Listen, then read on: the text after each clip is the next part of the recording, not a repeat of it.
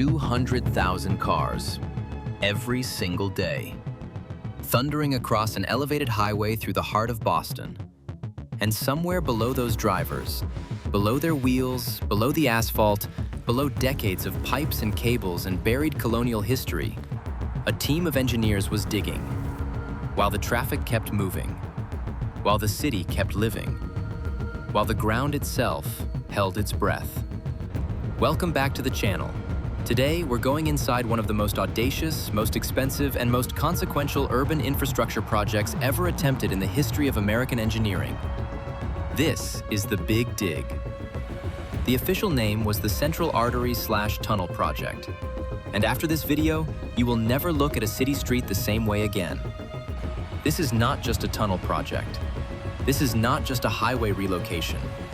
This is the story of a city that strangled itself with its own infrastructure, decided to swallow that infrastructure whole, and spent 16 years and more money than anyone had imagined doing exactly that, beneath the feet of 500,000 people who never stopped going about their day. This is the story of what happens when the only acceptable answer to an impossible problem is to do the impossible thing anyway. Imagine standing in the middle of downtown Boston in 1990. Above you, a double-deck elevated steel highway, rusting, vibrating, roaring, cuts the city in half like a scar that never healed. To your left, the financial district. To your right, the historic waterfront.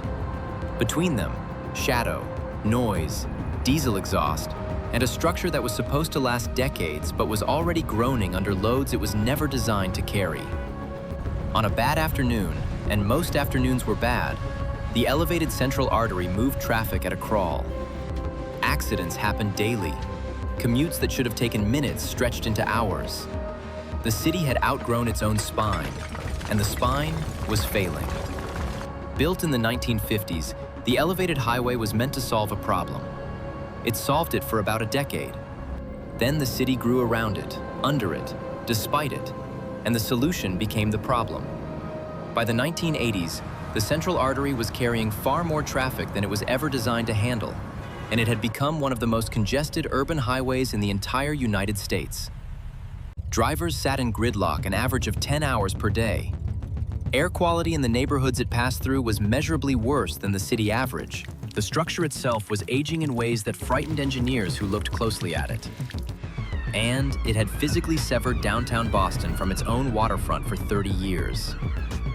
The engineering answer that eventually emerged from years of planning, political debate, environmental review, and federal negotiation was staggering in its ambition. Do not widen the highway. Do not reroute it. Do not manage it. Bury it.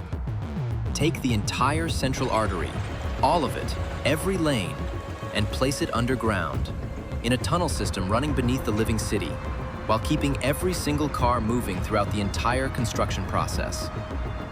It had never been done at this scale. Nowhere in the world had an active urban highway of this size been replaced by a tunnel while remaining open to traffic. And the conditions beneath downtown Boston made the challenge not just difficult, but almost incomprehensible. The soil beneath the project corridor is ancient glacial fill, soft, loose, compressed by centuries of building above it, but never stable, saturated with groundwater that pushes in from Boston Harbor and the surrounding water table. Below that fill lies a maze that took years just to fully document. More than 30 separate utility systems threading through the ground in every direction, at every depth, installed at different times across more than a century of urban growth. Gas mains that supplied heat to thousands of buildings. Water transmission pipes carrying drinking water to the entire city. Electrical conduits feeding hospitals, data centers, office towers. Telephone trunk cables connecting Boston's financial district to the world.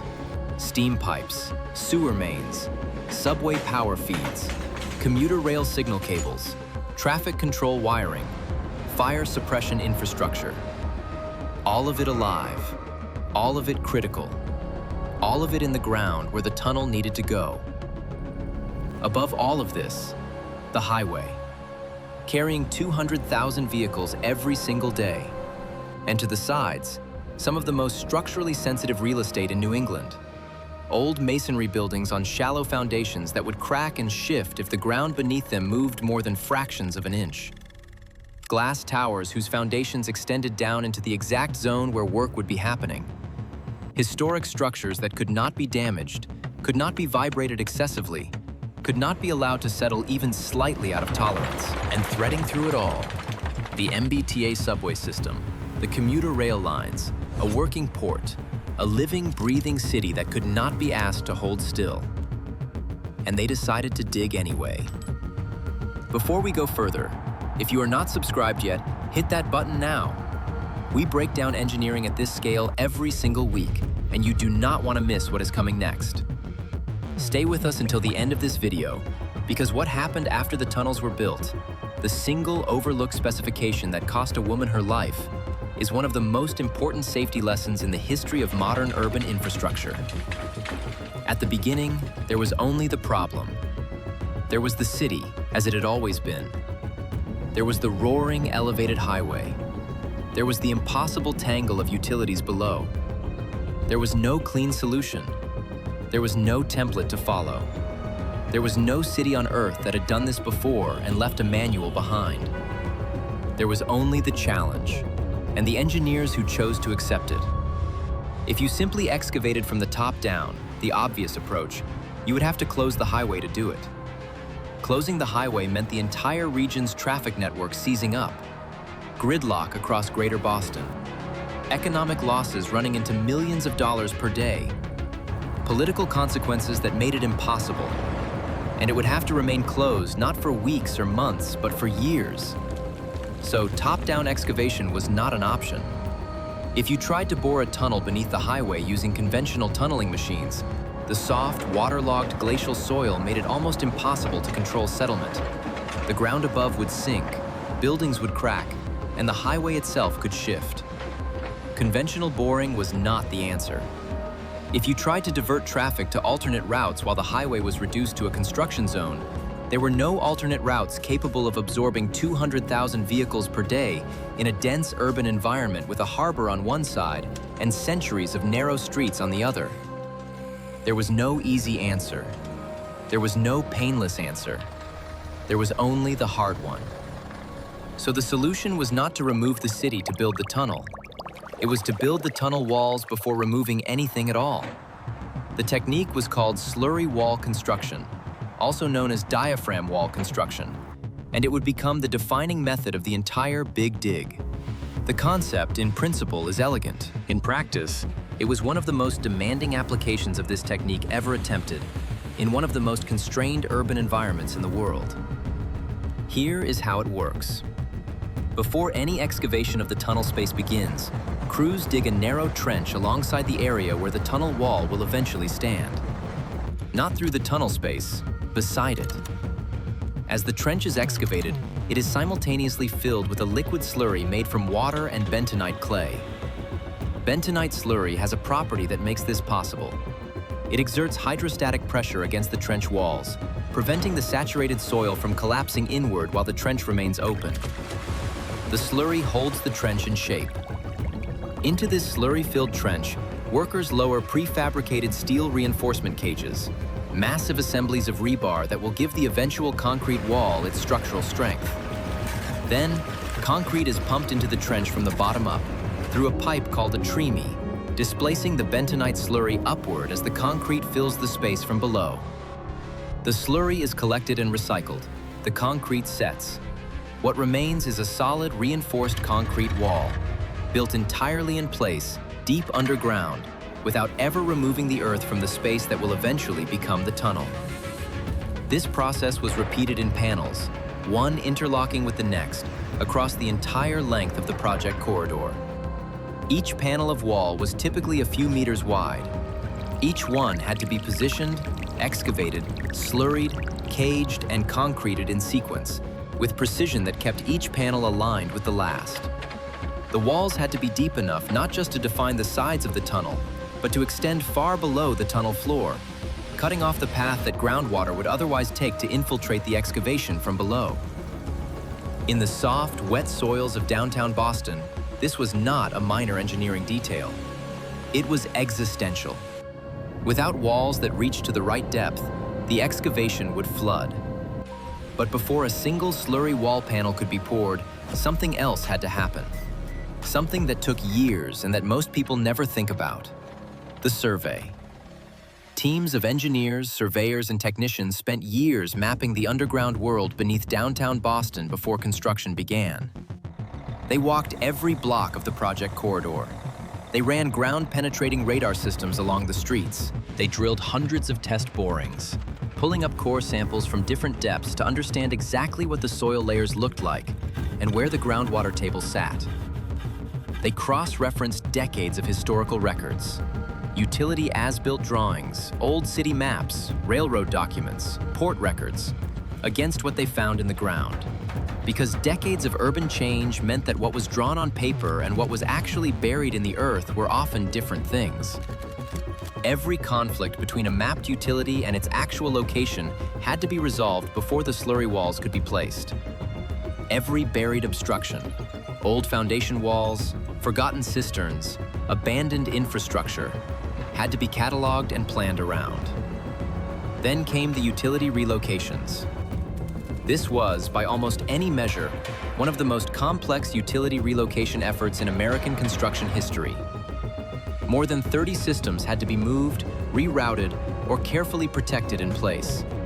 And these were not dead lines that could simply be disconnected. They were live systems serving hundreds of thousands of people every hour of every day.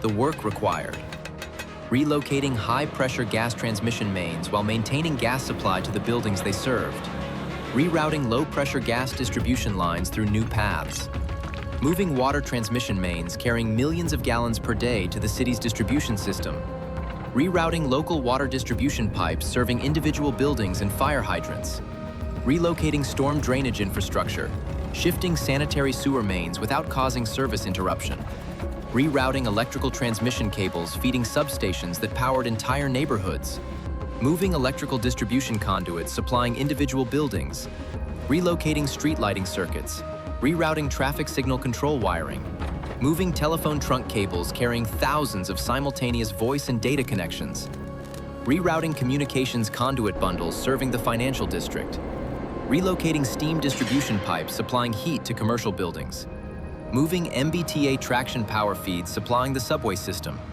rerouting commuter rail signal and control wiring, protecting fire suppression water supply lines, and managing dozens of smaller private utility connections that had accumulated beneath the streets over a century of urban development. Every pipe mattered. Every cable mattered. Every junction, every valve, every splice point mattered. If any one of these systems failed during relocation, the consequences could range from a building losing heat in a Boston winter to a hospital losing power, to a neighborhood losing water pressure during a fire. Workers operated in conditions that required constant vigilance and near-surgical precision. They hand-dug around live gas mains. They worked in close proximity to energized electrical infrastructure. They operated in the tight, claustrophobic spaces beneath active streets, surrounded by systems that could kill without warning if disturbed incorrectly. And they did this while managing the noise and vibration of the highway traffic rumbling overhead. With the utilities addressed, relocated where necessary, protected in place where relocation was not possible, the slurry walls could begin in earnest. Panel by panel, the concrete walls rose in the earth on both sides of the tunnel corridor. The highway above continued moving. The city above continued living. Underground, in narrow trenches filled with gray slurry, the skeleton of a new infrastructure was taking shape. Then came the roof. Before any soil was removed from inside the wall pairs, engineers constructed the tunnel's roof deck, a concrete slab poured at the original ground surface level, spanning from wall to wall, creating a permanent lid for the space below. This roof deck served a double purpose. Structurally, it braced the tops of the slurry walls against each other, preventing them from moving inward once the soil between them was removed. And practically, it provided a working surface. Once the deck was completed and cured, a new temporary roadway could be built on top of it, allowing traffic that had been using the streets above to continue moving across the construction zone while excavation proceeded below. This was the heart of the cut-and-cover approach that made the Big Dig possible. Traffic moved on the new deck. Workers excavated underneath it. The two activities happened simultaneously, separated by a few feet of reinforced concrete. With the roof in place and traffic diverted onto it, excavation of the tunnel interior could begin. Workers entered the enclosed space beneath the deck and began removing the soil. Carefully, systematically, in sections short enough that the structural system remained in equilibrium at every stage. Excavators worked in the low, confined space. Dump trucks moved soil out through access shafts. Every bucket of material that came out had to be tracked. In the soft urban soils of Boston, unexpected material was common, ranging from archaeological artifacts to forgotten infrastructure that did not appear on any records. Archaeologists worked alongside construction crews, cataloging finds as they appeared. Colonial-era artifacts, ship's timbers, wharves from the 17th and 18th centuries.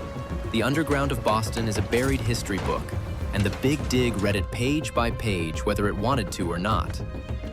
As the excavation proceeded downward, the permanent tunnel structure was installed from the bottom up. First, the base slab, the tunnel floor, poured as a thick reinforced concrete mat, anchored to driven piles in locations where the soil-bearing capacity was insufficient, tied into the slurry walls to create a fully enclosed concrete box. Getting this slab level and properly connected to the walls was critical. The tunnel box would eventually hold back not just soil pressure from the sides, but upward hydraulic pressure from the groundwater below. And the connection between the floor slab and the walls had to be watertight and structurally continuous. Then the interior columns, rising from the base slab to support the roof deck above, and, where needed, intermediate decks in sections where the tunnel carried multiple roadway levels. Then, the waterproofing, applied to every external surface of the concrete box that would face soil or groundwater. Waterproofing a structure of this scale in saturated urban soil is not a single product applied in a single pass. It is a system: drainage layers, geotextile membranes, crystalline concrete admixtures, spray-applied coatings, and inspection protocols to verify that the system is continuous and without gaps. A single failure point in the waterproofing envelope does not just mean a leak. It means groundwater infiltration that, over years, can carry fine soil particles through the concrete, undermining the structure from outside while corroding the steel reinforcement within. Then came the fit-out. The tunnel box was now a sealed, empty concrete shell. Turning it into a functioning highway required an entirely separate construction program: mechanical, electrical, and life safety systems of enormous complexity. Teams installed. Longitudinal ventilation jet fans mounted in the tunnel ceiling to push air through the tubes and dilute vehicle emissions. Transverse ventilation systems in sections where jet fans alone were insufficient. Exhaust extraction plenums separating stale air from fresh intake. Fire suppression deluge systems triggered by heat detection and capable of delivering massive water flow to any tunnel section within seconds. Emergency drainage pump stations collecting groundwater infiltration and surface water intrusion and pumping it out continuously. Variable message signs mounted above the lanes providing real-time traffic information and incident alerts to drivers. A closed-circuit television network covering every section of every tunnel, with overlapping camera fields to give the control center continuous visual monitoring of the entire system. Emergency call boxes at regular intervals throughout. Radio rebroadcast systems, allowing AM and FM signals, and emergency communications to penetrate the tunnel envelope and reach drivers. Tunnel lighting systems designed to provide safe visibility at operating speeds while transitioning drivers between the bright exterior and the darker tunnel environment. Control fiber optic networks linking every device in the tunnel back to the Central Operations Center. Backup power generation capable of running all life safety systems through a utility power failure. Carbon monoxide and nitrogen dioxide monitoring sensors throughout the tunnel cross-section. Traffic detection loops embedded in the pavement surface, and automated incident detection software analyzing camera feeds in real time. Without the ventilation, the tunnels would accumulate vehicle exhaust to dangerous levels within an hour of peak traffic. With it, Air quality measurements inside the operational tunnels regularly meet or exceed air quality standards on the surface streets above. The Ted Williams Tunnel, connecting South Boston to Logan Airport beneath Boston Harbor, required a completely different construction method from the rest of the project. The harbor crossing could not use slurry walls and cut and cover because there was no land surface to work from. There was only water above and harbor bottom sediment below. Instead, the tunnel sections were built as precast concrete tubes in a dry dock, then floated to position over the prepared harbor floor trench one section at a time. Each tube section was a massive hollow concrete box, weighing thousands of tons, that had to be positioned with precision over the trench, aligned with the previously placed section within inches, then carefully flooded with water in a controlled sequence to sink it to the correct depth and orientation. Underwater teams of divers guided the final alignment. Underwater grout was injected to seal the joints between sections. The completed tube was then covered with protective fill to guard it against ship anchors and the movement of the harbor bottom. Then, the interior was fitted out identically to the land tunnels. Ventilation, lighting, life safety, control systems, all of it installed in a structure sitting on the floor of Boston Harbor. As each section of tunnel came online, tested, inspected, approved, and open to traffic, the corresponding section of the old elevated highway above was demolished. Not all at once, not as a single dramatic event. Section by section, panel by panel, the old structure came down as the new one confirmed it was ready to carry the load. Demolition crews worked on the elevated structure while construction crews worked on the tunnel below, and traffic continued flowing around both operations. The old steel and concrete was cut, lowered, hauled away, and recycled. Steel that had carried Boston's traffic for 50 years went to scrapyards and ultimately back into construction materials. And as each section of elevated structure came down, something happened that people who witnessed it described as startling. Light. Real, direct sunlight, falling on streets and buildings and faces that had not seen unobstructed sky in half a century. Neighborhoods that had lived in the permanent shadow of the highway suddenly had daylight. The waterfront, cut off from downtown for 30 years by the highway's bulk, began to reconnect to the city. And in the space where the highway had stood, where the columns had been, where the deck had cast its shadow, the city began to plan what would become the Rose Fitzgerald Kennedy Greenway. Approximately 300 acres of new public open land, threading through the heart of Boston, where a highway had been. Most people who walk the Greenway today see flowers and fountains and open sky and food trucks and public art installations. They do not see the ventilation buildings, engineered to look like ordinary urban structures that exchange millions of cubic feet of air with the tunnel system below every hour. They do not see the pump stations working without pause, 24 hours a day, 7 days a week, removing the groundwater that continually seeks to reclaim the space the tunnel occupies. They do not see the fire suppression systems, charged and ready, running the full length of the tunnels directly beneath the grass. They do not see the control center operators watching camera feeds of every tunnel section at every moment of every day and night. They do not see the drainage sumps collecting the slow seep of infiltration through the tunnel walls. They do not see the expansion joints built into the concrete structure that allow it to breathe, expanding and contracting with temperature changes without cracking.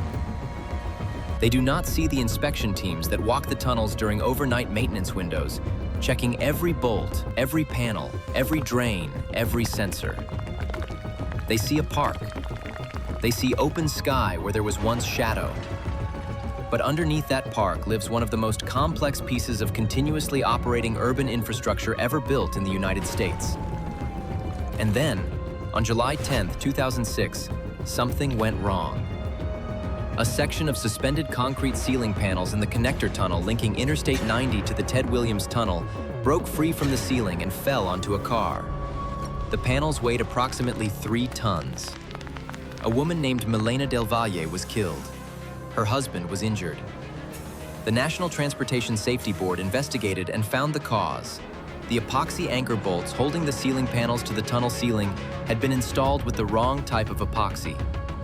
A fast-setting epoxy, inappropriate for the sustained long-term loads those anchors were required to carry over years of operation, had been used instead of the correct slow-curing formulation. Under sustained load over time, the fast-setting epoxy had crept deformed slowly under constant stress until the anchors pulled free. This was not a failure of the tunnel's primary structure. The slurry walls stood, the tunnel box stood. The harbor remained above the Ted Williams Tunnel. The ventilation worked, the drainage worked. But a construction quality failure, one wrong material specification, one overlooked inspection in one sealing attachment system, had taken a life. The aftermath brought inspections across the entire project, extensive repairs to sealing systems, years of litigation, and a settlement that cost hundreds of millions of dollars in addition to everything already spent. It was a reminder, written in the most painful possible terms, that a project of this scale carries consequences at every level of detail, that no engineering achievement, however monumental, however celebrated, is immune to the failure of a single component that someone decided was close enough. The Big Dig took 16 years to complete. It cost approximately $14.6 billion against an original estimate of roughly $2.8 billion. A cost overrun of roughly 5 times the initial projection, making it the most expensive highway project in United States history at the time of its completion. It relocated more than 30 utility systems beneath one of America's oldest and most densely built cities. It kept approximately 200,000 vehicles moving every single day throughout the entire construction period. It created approximately 300 acres of new public open land in the heart of Boston. It reconnected a city to its waterfront. And it buried a highway that had divided downtown Boston for half a century. This was not just construction.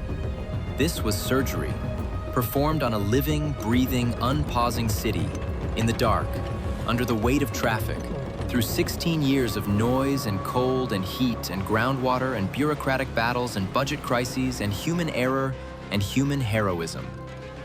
This was the proof that the most impossible problems in urban engineering are not truly impossible. They are only brutally, extraordinarily, relentlessly difficult. And this was the story of what it costs, in money, in years, in lives, and in the kind of sustained human determination that most projects never have to summon, to change the shape of a city that will not stop for you. The Central Artery Tunnel project buried 7.5 miles of active urban highway beneath downtown Boston using slurry wall construction, immersed tube tunneling, and 16 years of continuous work, relocating more than 30 utility systems, keeping 200,000 daily vehicles in motion throughout, and transforming the land above into 300 acres of public parkland, at a final cost of approximately $14.6 billion. And it works, and it runs. And Boston has open sky where the shadow used to be. If this story was worth your time, subscribe to the channel. We do this every week. Leave a comment below. Do you think the Big Dig was worth every dollar? And thank you for watching.